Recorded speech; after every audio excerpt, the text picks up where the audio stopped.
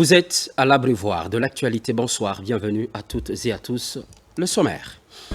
Hors du pays, le Premier ministre poursuit son séjour marocain. Une rencontre a lieu avec les étudiants guinéens vivant dans ce pays ami, tous des boursiers de l'État.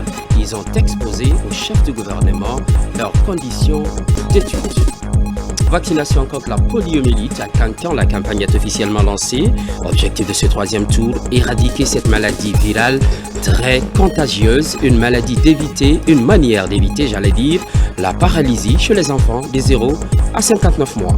Vulgarisation des textes législatifs et réglementaires, une priorité pour le ministère du Tourisme à travers l'Office national du tourisme. C'est pour mieux réguler les secteurs afin de permettre aux acteurs de tirer profit de leurs prestations. C'est tout pour les titres. Hors du pays, je vous le disais tout à l'heure, le Premier ministre poursuit son séjour marocain. Séjour mis à profit pour entrer les étudiants guinéens vivant dans ce pays ami, tous, les boursiers de l'État. Ils ont exposé au chef de gouvernement Doumbouya leurs conditions d'études. L'espoir est permis quant à l'amélioration de leur vie estudiantine. Adi Kamara. Le Premier ministre chef du gouvernement rencontre les étudiants boursiers guinéens vivant au Maroc. Les échanges ont porté sur le mode de gestion de ces étudiants et la lutte contre l'immigration clandestine, fléau qui frappe de plein fouet cette couche dans nos sociétés. Nous sommes conscients du défi que traverse notre pays et nous portons fermement ce poids sur nos épaules. Sous l'étendard du drapeau et ses valeurs, que ce soit dans nos différents domaines aujourd'hui au Maroc. Nos parcours varient le dynamisme, la richesse et les compétences de notre nation à travers le monde. Cependant, notre engagement doit être avivé dans un cadre de collaboration plus structuré. Cela aujourd'hui, nous plaidons pour l'absence de notre rôle dans le développement du pays. Nous aimerons au moins un cadre qui pourra nous permettre d'être des partenaires dans des projets structurés. C'est un Premier ministre engagé à mettre en place des mécanismes capables de booster les activités génératrices des revenus des jeunes Guinéens, une manière de stopper le chemin de l'immigration clandestine. Vous savez que nous avons un lot très important de nos jeunes qui errent dans ce territoire, espérant trouver les voies et moyens d'aller vers un Eldorado qui n'existe pas, c'est simplement illusoire. Et lorsque je vous vois, je vois une jeunesse. Regardez votre âge, vous êtes représentatif de l'écrasante majorité de nos jeunes qui s'expatrient ou qui optent pour cette migration.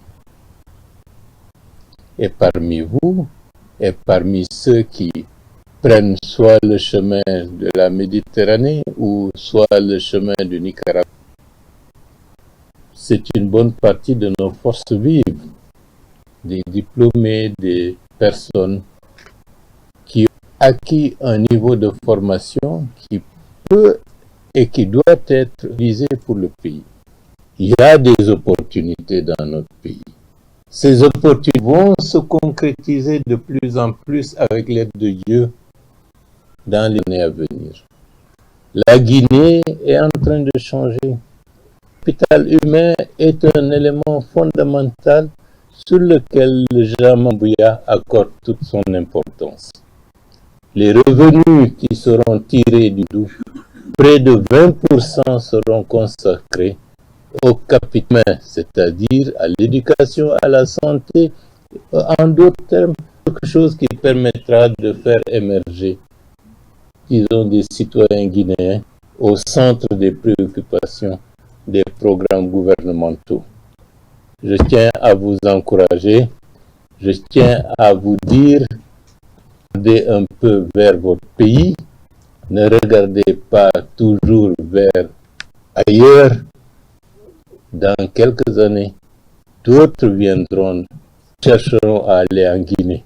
Ces étudiants guinéens convainc les réformes engagées dans le pays, affirment leur adhésion aux idéaux du progrès prônés par le CNRD.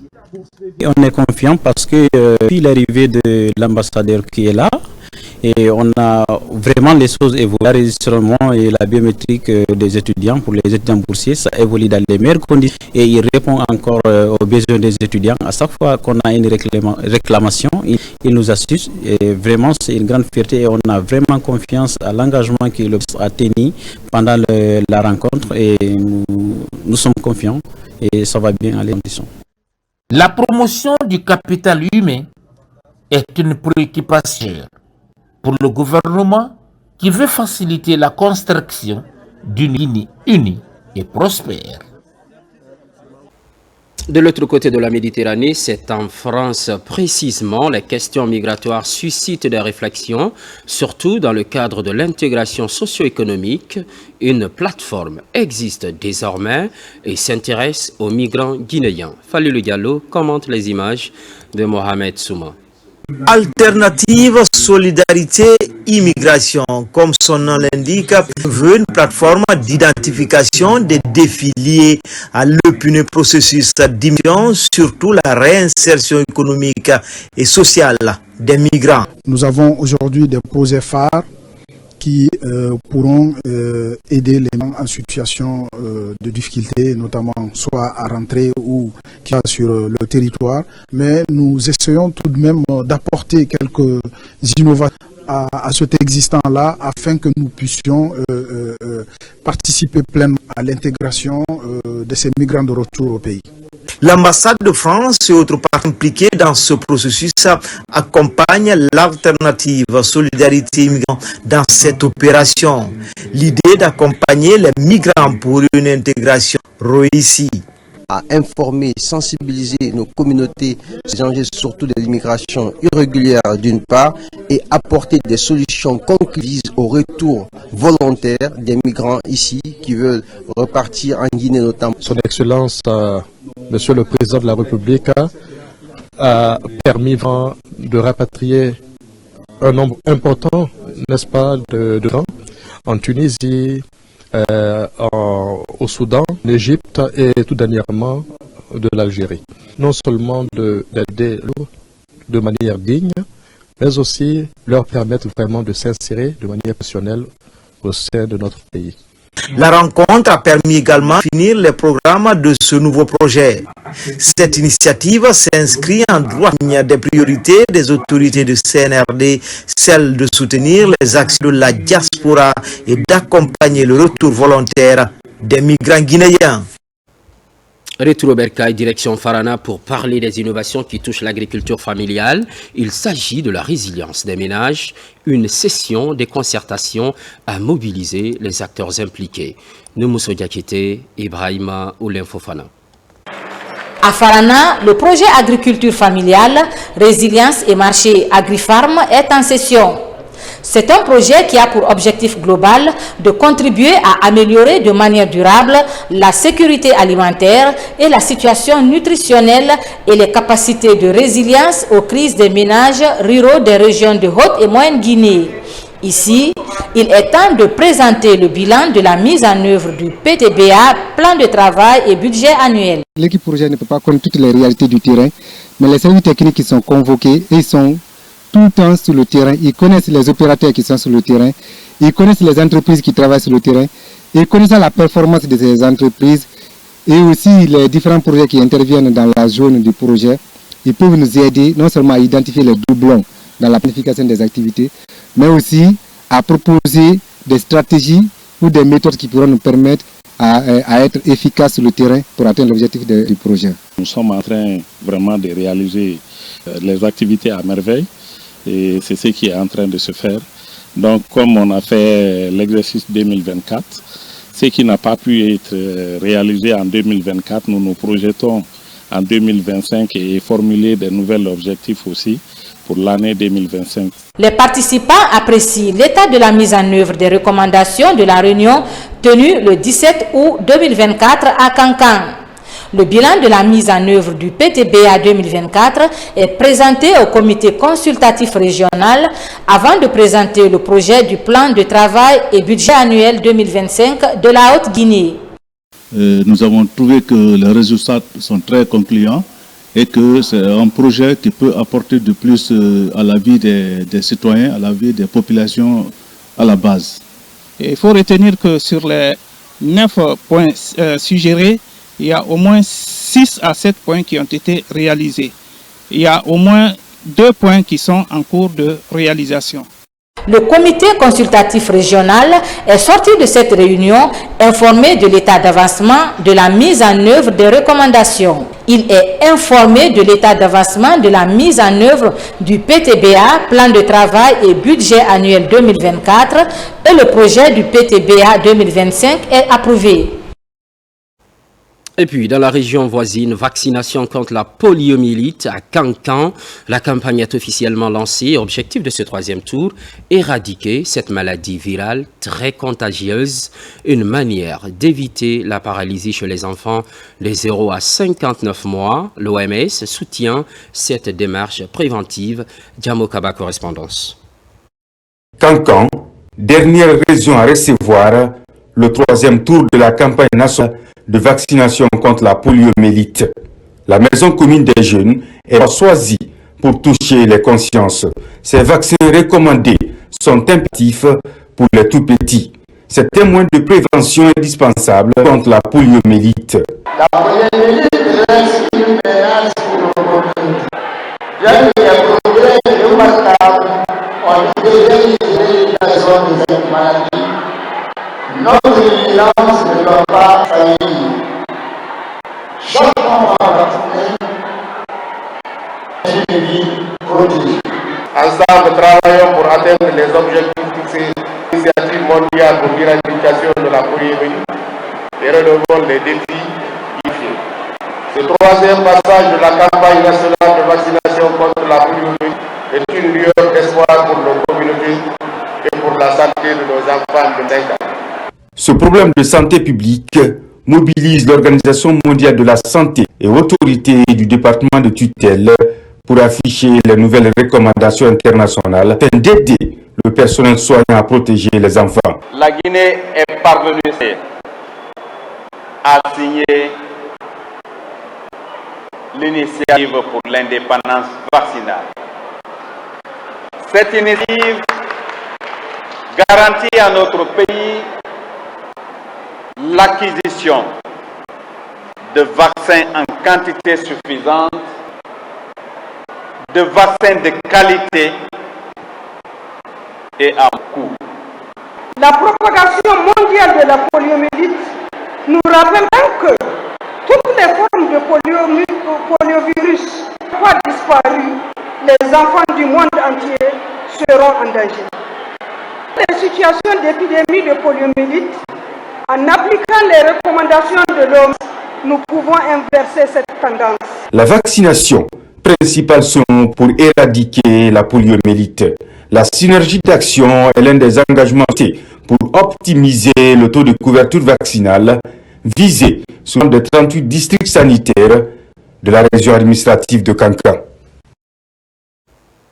On revient à Farana, sensibilisation sur la non-violence. La ville déploie des initiatives. On cite en exemple la lutte contre les propos haineux sur les réseaux sociaux. L'approche est développée par CONAC DCF en collaboration avec le club des jeunes filles leaders de Guinée. Ibrahima Oulin Fofana est sur place.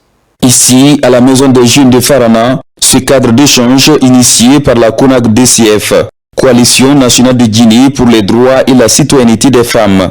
Cette coalition collabore avec le club des jeunes filles leaders de Guinée. C'est un projet qui touche les 7 régions administratives de la Guinée et la zone spéciale de Conakry. Ici, tous les facteurs qui constituent des défis pour les femmes et pour les jeunes filles sont pris en compte. Entretenir les femmes, les sensibiliser en tant qu'ambassadrices. Elles aussi, elles aillent former, elles aillent démultiplier tout ce qu'elles ont reçu ici comme information. Il ne faudrait pas que vraiment que cette campagne de sensibilisation se limite dans un strict contrée. il faudrait vraiment que ces informations soient démultipliées au niveau des regroupements de jeunes et de femmes afin qu'on puisse vraiment garantir une cohésion sociale. Vu déjà que nous traversons une période de transition qui est très sensible et où on a besoin vraiment de mettre les bases d'une consolidation d'une paix durable. Ce projet a 3 mois d'exécution pour promouvoir la paix en Guinée pendant cette période transitoire. Une campagne d'information et de sensibilisation sur les avantages et les dangers de l'utilisation des réseaux sociaux, l'info et l'intox.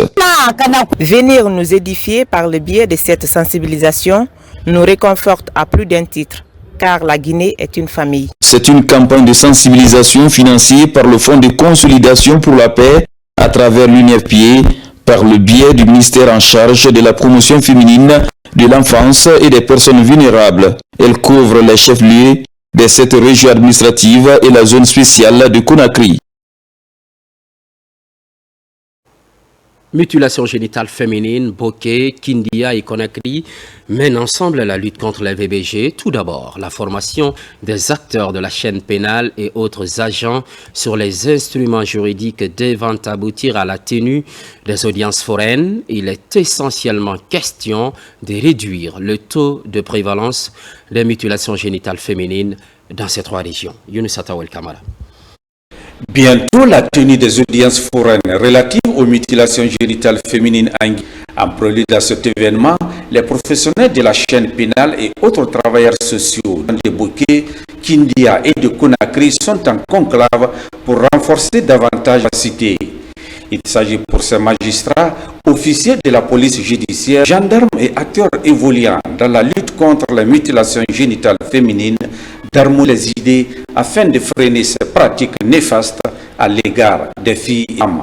Il a été jugé nécessaire d'organiser cet atelier d'échange professionnel de la chaîne pénale et acteurs de la protection pour dissuader noter dans ces pratiques néfastes qui affectent la santé de nos filles et femmes. J'ose croire que cette session de formation permettra non seulement le renforcement des capacités des acteurs de protection à travers ce partage d'expériences entre vous acteurs de protection, mais aussi d'avoir une meilleure compréhension des enjeux juridiques, culturels et médicaux.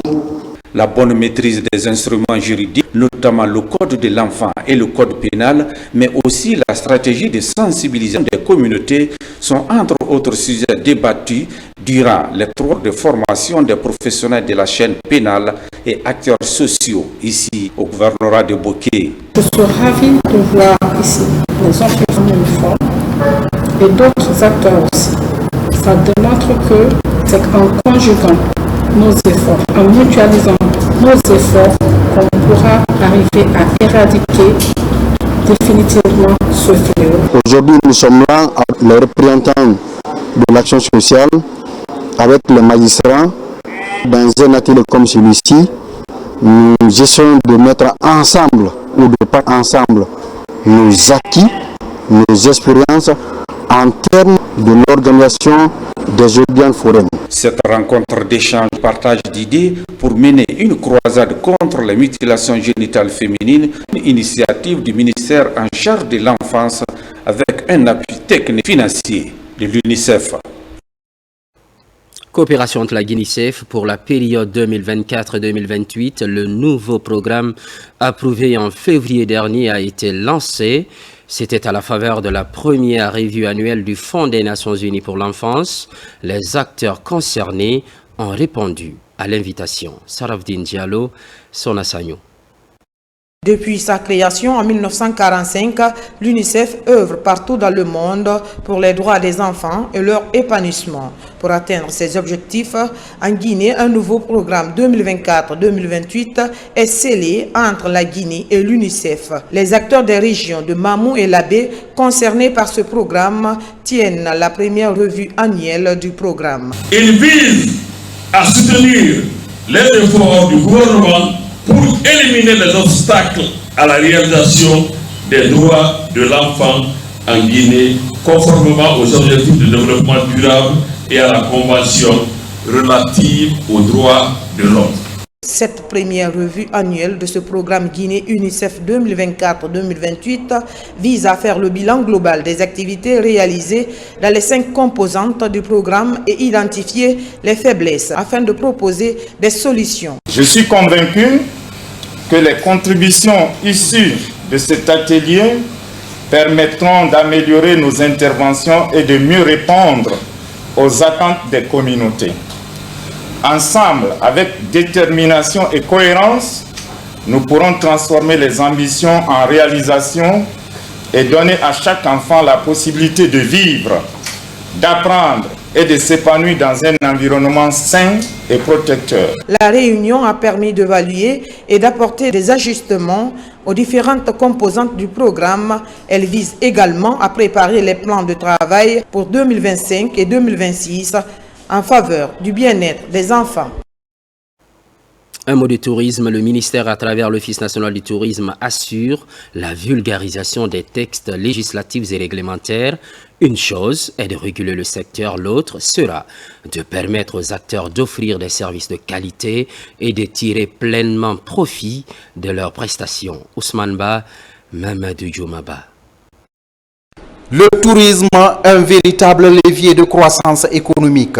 Pourvoyeur d'emplois et de devises par excellence, le tourisme durable nécessite des et agents compétents maîtrisant les textes qui régissent le secteur. Les textes mais restent méconnus, d'où l'initiative du ministère en charge du tourisme, à travers l'ONT, de vulgariser les textes législatifs et réglementaires en faveur de l'ensemble des acteurs de la chaîne. C'est l'occasion pour que les différents acteurs de la chaîne de valeur du secteur aient l'occasion ensemble de prendre connaissance de ce qui réglemente ce secteur, de rencontrer ceux qui sont à la base de cette réglementation en termes de rédaction, d'échanger avec ceux qui sont à la charge de la mise en œuvre de cette réglementation et enfin de pouvoir donner leurs avis et commentaires. Nos ambitions grandes. Nous comptons engager prochainement, dans le cadre de la facilitation, une grande campagne de sensibilisation aux faits politiques qui va viser une cible plus large, touchant la population, les corps habillés, les autorités locales, les transporteurs et les décideurs politiques. Hôteliers, restaurateurs, agences de voyage, structures fêtières, forces de défense et de sécurité ont tous répondu présents. La maîtrise des outils permettra aux acteurs de travailler dans le respect des règles de l'art. Avec le soutien de notre ministère de tutelle, nous avons élaboré un programme ambitieux qui inclut la vulgarisation sur l'ensemble du territoire national. Les travaux qui débutent ici ne s'arrêtent pas à Conakry, mais ils vont se poursuivre dans plusieurs régions, notamment Zérékoré, Kindia, Kankan, Sigiring, Koya et Dubreka. Les textes restent normatifs et dynamiques. Leur méconnaissance sera une tare à corriger, puis fédérer les idées et les énergies de faire du tourisme l'affaire de tous. Sport pour finir, deuxième édition de la Coupe de la Ligue dotée du chef de l'État général Mamadi Doumbouya, une organisation de la Ligue guinéenne de football professionnel. La finale oppose ce dimanche même le Hafia FC à la Renaissance FC. C'est au stade Petit Sori de Nongo. À quelques heures de cette confrontation s'est tenue la conférence de presse d'avant-match. Sarata Oulare, Abdoulaye Diallo pour plus de précisions.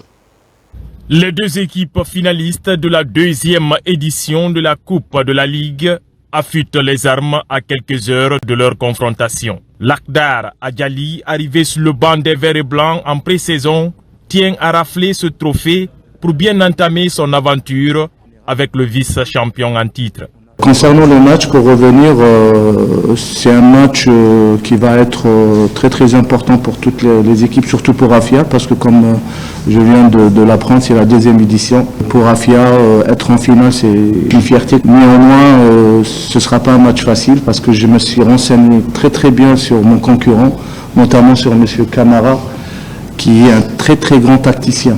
À la suite du coach du Hafia FC, son homologue de la Renaissance Football Club de Bonfi, bien que respectant l'adversaire en face, a aussi promis de tout donner pour un résultat positif. Je tire chapeau pour la Ligue guinéenne de football professionnel. Et dans la vie, il faut être endurant et combattant et tout. Et la performance, elle est énorme. Malgré cette fois-ci, on a encore perdu beaucoup de joueurs. Et quand même, on a tenu dans notre jargon de Tico. Nous sommes aujourd'hui la seule équipe qui a joué 2 demi-finales de cette compétition. Et nous sommes en face contre l'équipe de Rafia, que nous avons fait sortir en quart de finale de la première édition. Je sais qu'ils ont corrigé beaucoup de choses et ils vont tenir debout devant nous demain. Alors, le stade Petit Souris de Nongo va vibrer au rythme de la culture et du sport ce dimanche dès 15 h avant le coup d'envoi du match prévu à 16 h. On saura qui des 2 clubs va succéder à l'AS Mineur de Sangaredi. Rendez-vous au stade Petit Souris de Nongo. À toutes et à tous, merci pour l'estime sans cesse renouvelée. Merci également d'être au rendez-vous de la Guinée, notre de richesse et d'innovation. À très vite.